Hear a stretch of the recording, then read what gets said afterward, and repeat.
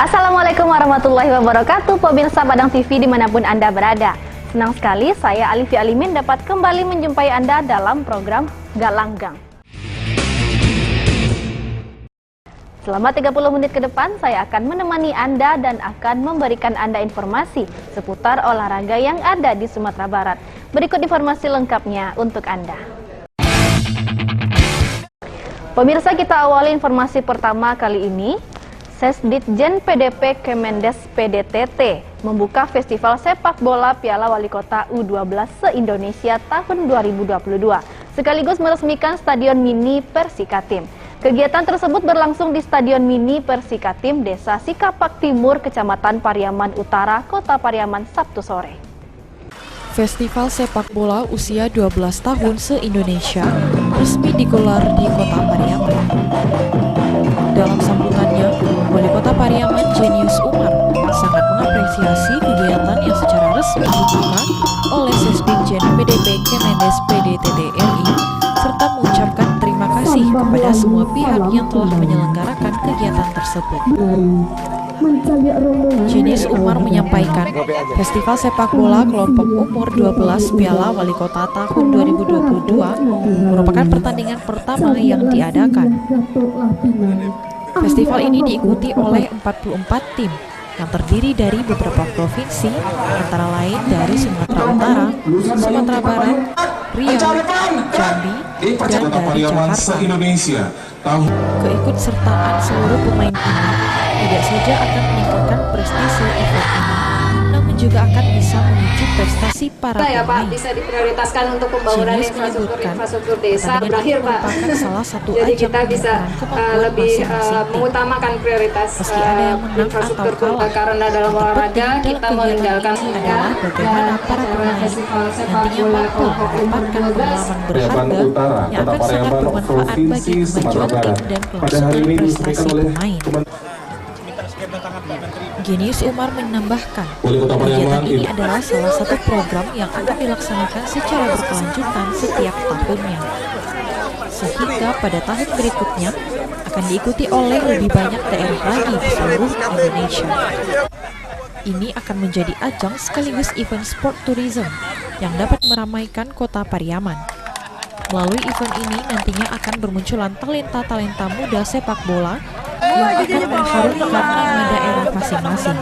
Hari ini kita melaksanakan festival sepak bola kelompok umur 12 tahun. Pesertanya dari 5 provinsi, klub-klub dari Sumatera Utara, dari Jambi, Riau, Sumatera Barat, dan bahkan ada juga klub dari Jakarta. Jumlah klubnya ada 44 klub, dan ini di samping untuk kegiatan olahraga, untuk membina anak-anak kita supaya memiliki jiwa sportivitas seperti disampaikan tadi oleh yang mewakili Menteri Desa, dan juga bagi kami Kota Pariaman kita adalah tujuan wisata. Sepak bola anak-anak ini didampingi oleh kakak-kakak dan orang tuanya, dan selama seminggu ini Kota Pariaman ramai dikunjungi karena mereka ikut sebagai mengantarkan anak-anaknya untuk ikut jadi peserta, juga sebagai penonton di sini, dan ini mendukung konsep Pariaman sebagai kota sport tourism. Kemudian lapangan ini adalah dibangun dengan dana desa dan diharapkan terus kita perbaiki, apalagi Sekretaris Dirjen Kementerian Desa juga hadir dalam kesempatan ini. Mudah-mudahan beliau juga ada kesempatan untuk bisa ikut membangun kota Pariaman dari sisi pedesaannya.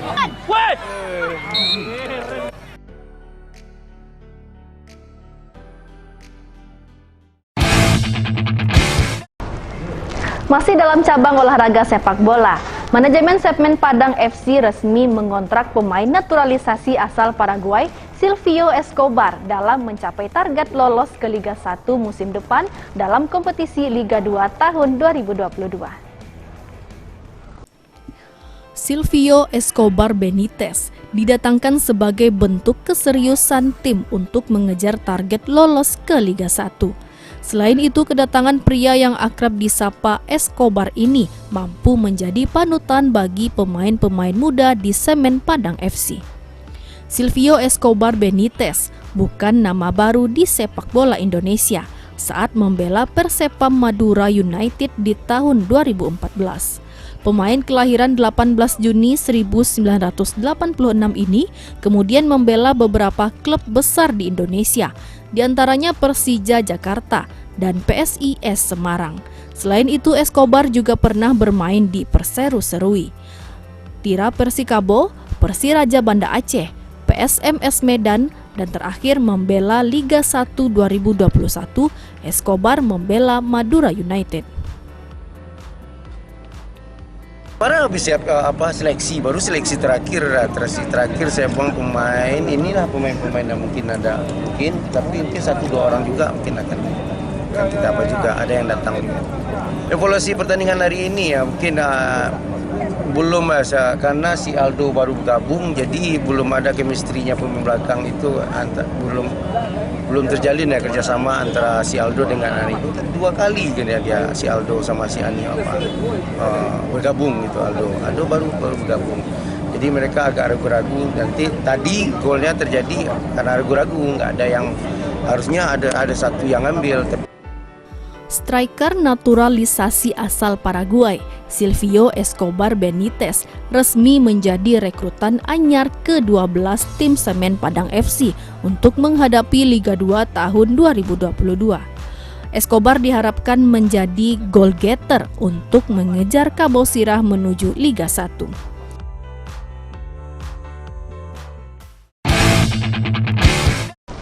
Kita beralih ke informasi lainnya, pemirsa. Tim Penjaringan dan Penyaringan atau TPP bakal calon ketua KONI Sumbar sudah terbentuk. Dengan anggota TPP yang sudah ditunjuk sebanyak 5 orang yang mewakili pengurus provinsi atau Pengprov Cabur dan KONI Kabupaten Kota.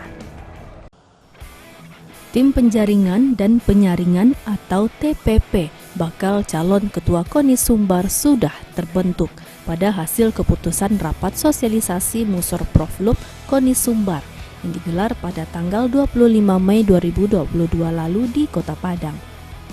Anggota TPP yang sudah ditunjuk sebanyak 5 orang mewakili pengurus provinsi atau Pengprov Cabur dan KONI Kabupaten Kota. Untuk ketua TPP merangkap anggota Devri Nasli dari Pengprov IMI Sumbar. Sekretaris merangkap anggota Hendra Dupa, Pengprov PSSI, serta anggota Doni Pengprov PBSI, Antonius Saleh Lubaja, KONI Mentawai, dan Yusra dari KONI Padang. Untuk pendaftaran bakal calon dimulai dari tanggal 30 Mei sampai 7 Juni hingga pukul 21 waktu Indonesia Barat. Dan pada 8 Juni perbaikan berkas di luar dukungan. Jika dukungan tidak cukup, maka akan dianggap batal. Setelah melakukan verifikasi dan perbaikan, maka bakal calon akan dipanggil TPP untuk menyatakan calon tersebut bisa ikut untuk dipilih sebagai ketua.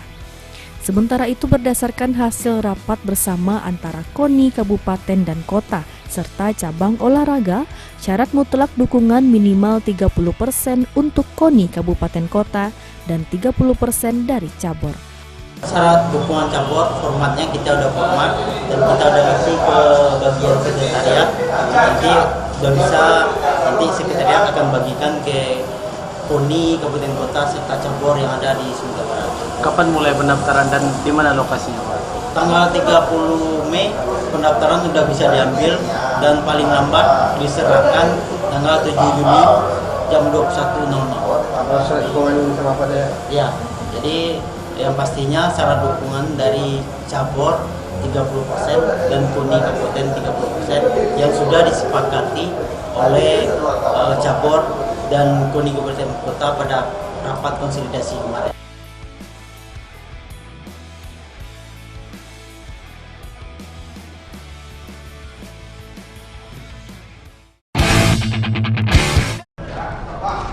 Roni Pahlawan, anak mantan Gubernur Sumbar Azwar Anas, mengambil formulir pendaftaran untuk maju menjadi bakal calon ketua umum KONI Sumbar.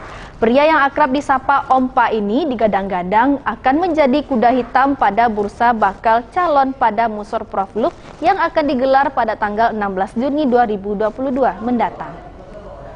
Jelang Musorproflub KONI Sumbar yang akan berlangsung pada 16 Juni mendatang, satu persatu bacalon mulai mengambil formulir pendaftaran untuk maju menjadi ketua KONI Sumbar. Salah satunya Roni Pahlawan. Ia mendatangi kantor KONI Sumatera Barat Rabu pagi untuk mengambil formulir pendaftaran sebagai bakal calon ketua KONI Sumbar. Putra Gubernur Sumatera Barat Azwar Anas periode 1977 hingga 1987 ini menyebutkan alasannya bersedia maju sebagai calon ketua umum KONI Sumbar didasarkan sejak ia aktif di Kempo sejak 4 tahun terakhir. Setelah banyak pembicaraan dengan berbagai pihak, ia mencoba maju sebagai calon ketua umum KONI Sumbar dan telah melakukan komunikasi secara intens dengan sejumlah cabur dan mendapat respon yang cukup baik. Pria yang akrab disapa Ompa ini mengungkapkan, jika terpilihnya ia melakukan pembenahan internal dengan menempatkan orang yang tepat di posisi yang tepat. Selain itu juga ia akan merapikan dan merampingkan seminimal mungkin terkait anggaran, karena dampak COVID-19 dana terseret untuk penanganannya. Ia juga akan mendorong KONI Kabupaten Kota untuk bekerja sama dengan anggota DPRD di daerah untuk menyerap dana pokok pikiran atau pokir untuk pembinaan olahraga. Mungkin kalau semua tahu posisi Kempo itu di mana sekrenya, di situ tempat simpang siurnya atlet-atlet sama yang lain. Akhirnya kita sering ngobrol di sekre, bukan aja orang-orang Kempo tapi dari silat, karate, semua sering kumpul di sana. Makin banyak mengerti permasalahan-permasalahan olahraga di Sumatera Barat. Nah, dari waktu berkembang, kemudian dengan kondisi segala macam, timbullah dari teman-teman kenapa nih Pak Roni nggak coba, kenapa Pak Roni nggak ini, apalagi Pak Roni kan orang yang mungkin saya dianggap orang yang sudah lama di luar, kemudian mudah-mudahan diharap bisa melakukan sedikit perubahan atau pembaharuan di sini. Setelah pikir-pikir, komunikasi sama keluarga, sama orang tua, ditambah dengan support dari teman-teman di lingkungan insan olahraga Sumatera Barat, saya pikir kenapa enggak kita cobalah. Sementara itu, tim penjaringan dan penyaringan atau TPP calon ketua umum KONI Sumbar membuka jadwal pengambilan formulir dan pengembalian berkas dari tanggal 30 Mei hingga 7 Juni 2022 mendatang. Dan para calon harus menyerahkan berkas selambat-lambatnya pada tanggal 7 Juni 2022 pukul 21 waktu Indonesia bagian Barat.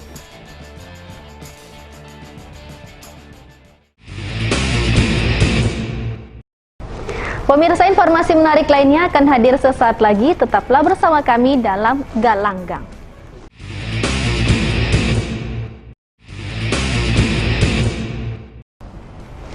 Pemirsa, terima kasih Anda masih bersama kami dalam Galanggang. Kali ini kita akan beralih pada segmen fokus dan profil. Musyawarah Olahraga Provinsi Luar Biasa atau Musorproflub KONI Sumatera Barat segera digelar. Sedikitnya sebanyak 4 nama telah mendaftar sebagai bakal calon ketua KONI Sumbar.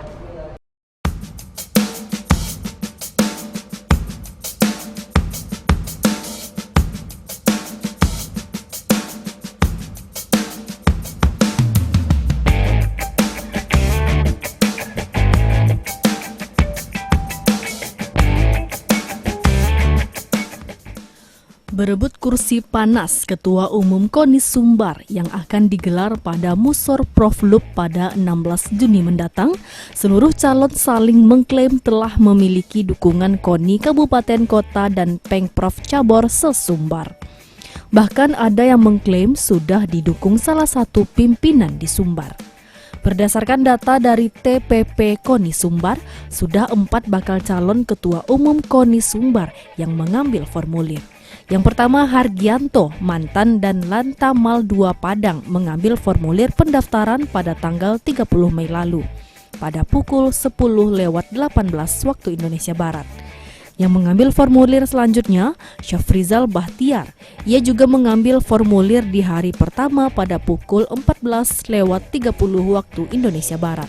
Syafrizal Bahtiar diketahui aktif di dunia olahraga dan saat ini Wakil Presiden Sepak Takraw Asia. Selanjutnya Hamdanus, PLT Ketua KONI Sumbar, mengambil formulir pada tanggal 31 Mei 2022 pukul 12 waktu Indonesia Barat. Selanjutnya pada tanggal 1 Juni yang mengambil formulir pendaftaran Roni Pahlawan. Anak Gubernur Sumbar ini disebut-sebut sebagai kuda hitam pada Musorproflub nanti.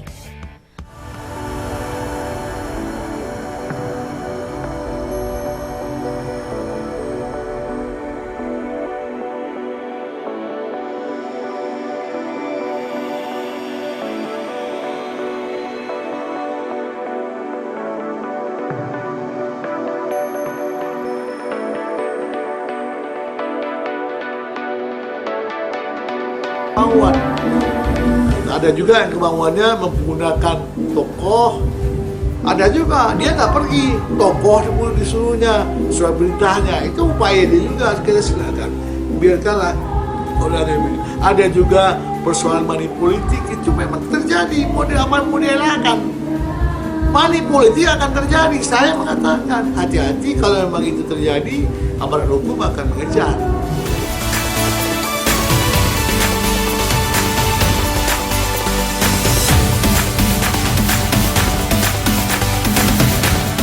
Salah seorang tokoh olahraga Sumbar, Wahyu Iramana Putra, menyebutkan pilihlah sosok yang pantas dan memiliki pengalaman di bidang olahraga dan bersungguh-sungguh dan mau berkorban untuk memajukan dunia olahraga di Sumatera Barat dan tidak memiliki kepentingan politik.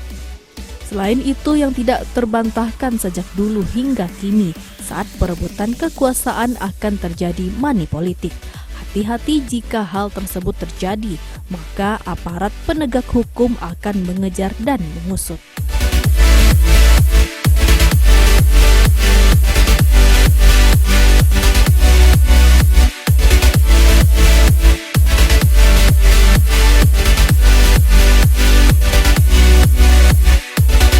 Yang pastinya syarat dukungan dari cabur 30% dan KONI Kabupaten 30% yang sudah disepakati oleh cabur dan KONI Kabupaten Kota pada rapat konsolidasi kemarin. Yang wajib datang cabur atau KONI itu nanti ketua sekretaris itu seperti apa? Jadi terserah mandatnya seperti apa. Apabila ketuanya tidak bisa datang, diberikan mandat ke sekretaris, asalkan ada mandat dari ketua atau sekretaris yang menandatangani. Jadi sebut 30% cabur, 30% KONI itu terpisah dukungannya atau gimana? Terpisah, 30% dari KONI Kabupaten Kota, 30% dari cabur. Enggak, berarti bukan pemilik suara semua gitu? Bisa. Enggak, jadi itu kan syaratnya. Kalau misal terpenuhi syarat itu, baru dia bisa menjadi bakal calon nantinya di KONI Provinsi Sumatera Barat.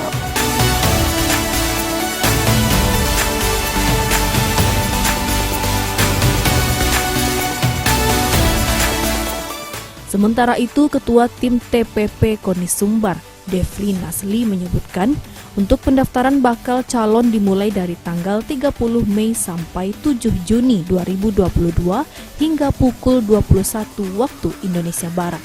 Dan pada 8 Juni perbaikan berkas di luar dukungan. Kalau dukungan tidak cukup, maka akan dianggap batal. Setelah melakukan verifikasi dan perbaikan, maka bakal calon akan dipanggil TPP untuk menyatakan calon tersebut bisa ikut untuk memilih ketua. Sementara itu, berdasarkan hasil rapat bersama antara KONI Kabupaten dan KONI serta cabang olahraga, syarat mutlak dukungan minimal 30% untuk KONI Kabupaten Kota dan 30% dari cabur.